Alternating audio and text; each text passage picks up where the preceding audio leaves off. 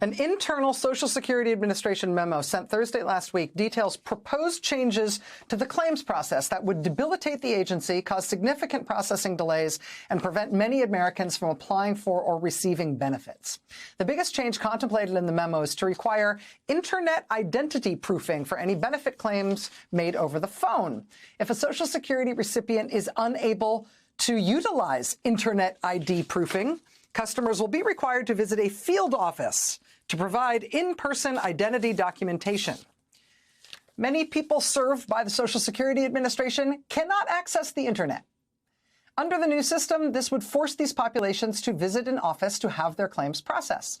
The memo estimates it would require 75,000 to 85,000 in-person visitors per week to Social Security offices to implement this policy.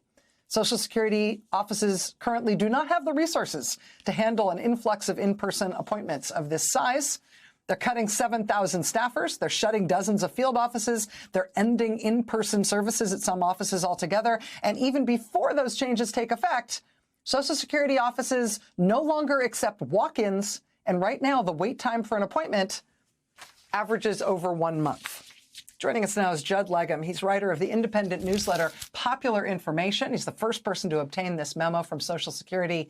Judd, thanks very much for being with us. Thank you for this reporting. Oh, well, thanks for having me, Rachel. This just seems like, I know we've heard of a lot of changes and proposed changes at Social Security that are freaking a lot of people out, people who are recipients of Social Security in particular. This seems so unbelievably impractical to me. It's hard for me to believe that this is a real prospect that's still on the table. Do you think that it is? Yes, I know that it is, based on the people that I'm talking to on Social Security. This is something that's moving through Social Security very aggressively.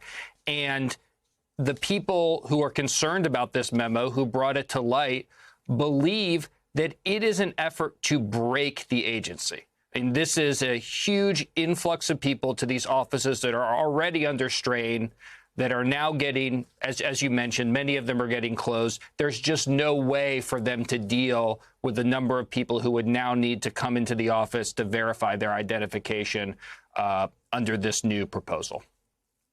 Is there any corresponding sort of implementation memo, right? If they're saying internally and officially at Social Security that this would result in 80,000 more people needing to use field offices per week, is there also implementation work being done to scale up the capacity of the field offices to be able to do that?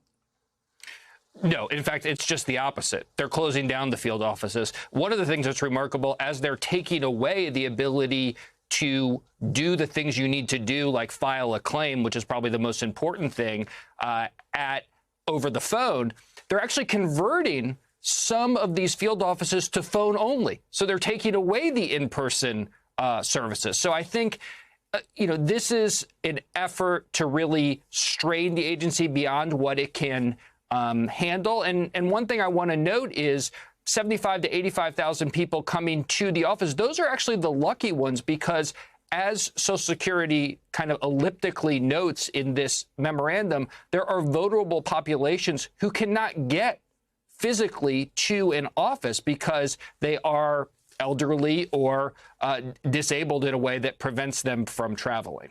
Sometimes you have to travel over 100 miles to get to a local office. It's not always around the corner. And that's even before they start shutting down dozens of them.